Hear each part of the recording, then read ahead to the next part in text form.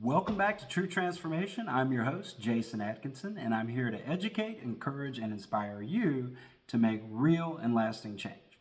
So I've got a question here from one of our viewers who writes, what are your best tips on getting through the holidays? I know lots of people gain weight at that time, and I don't want to become a statistic. What can I do? Okay, great question. I've got a kind of a handful of things here I want to address. First of all, we need to recognize that the holidays are a special time that are usually centered around food, and that's a time when we're going to be doing activities that we don't normally do, gatherings with families and friends, and things like that. So, that being said, it's okay to remain consistent about 80% of the time. Use the 80-20 rule. 80% of your results come from 20% of your efforts and vice versa. The other 20% of the time, you don't have to be all or nothing absolute perfection in order to get results. I would say work out 5 days a week, stick to a diet plan 5 days a week. If you do the way I do it, it's a cyclical ketogenic diet. It's 5 days on, 2 days off every week. And that approach has allowed me to lose 75 pounds and maintain a new healthy weight now for close to 10 years. Also, hundreds of clients that I've worked with that have used this approach have gotten similar results. So I know that it works. So you don't have to work out 7 days a week. All right, so 5 days a week. Now you got 2 days off to go to the party or go to a family or friend's house or watch a Christmas parade or whatever holiday opportunities you have to take care of, okay? Also, 5 days on the program, 2 days off. You got 2 days a week to eat whatever, okay? Thanksgiving's coming up. Mashed potatoes, stuffing, macaroni and cheese, rolls, all that kind of great carby, high calorie, low nutrient junk. Pie, probably, pecan pie or something like that. Okay, that's fine. 2 days a week, 1 or 2 days a week is not going to derail your progress. The all or nothing mindset is what keeps so many people from trying to even get started with this. If you think you're never going to miss a workout and you're never going to eat something that's off your plan, you are out of your mind. That is going to happen, okay? Probably at least once a week or maybe twice a week. That's why, to me, 100% effort means 5 days a week and 5 days you're on your meal plan. Now, I give you some real easy numbers if you want to track this.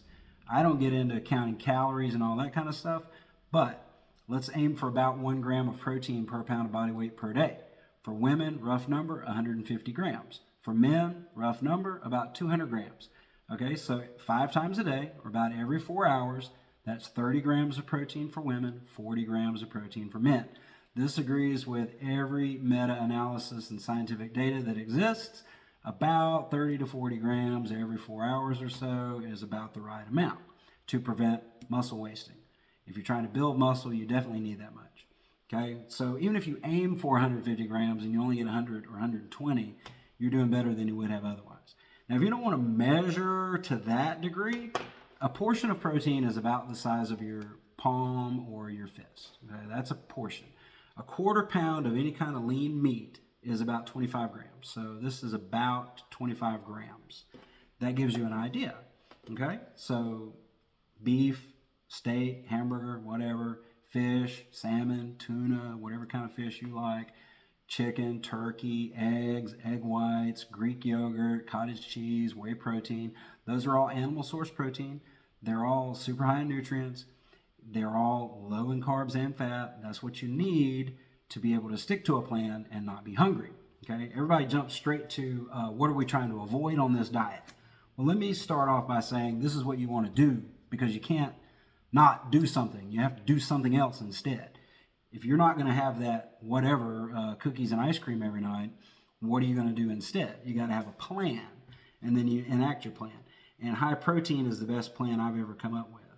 It doesn't have a fancy name, but it works. Okay, so high protein, low carbohydrate. So protein about 30 grams every 4 hours.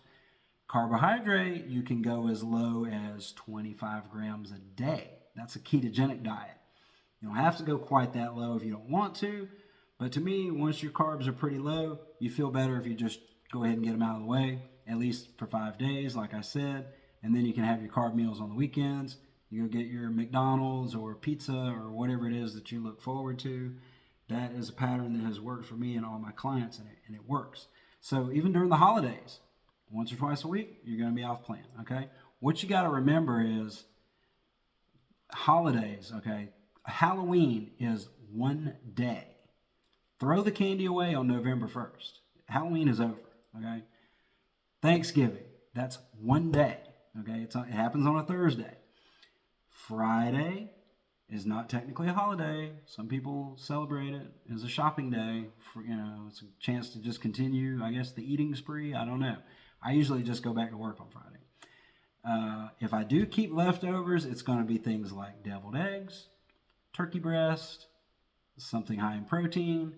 I'm not going to keep grandma's apple pie up in the cabinet to, jump out and attack me when I'm least suspecting it.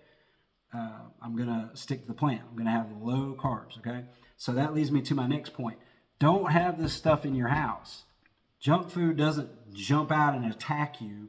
You buy it, you bring it into your environment and thinking, well, I'll just have a piece or two. Well, okay, maybe you have that kind of resolve.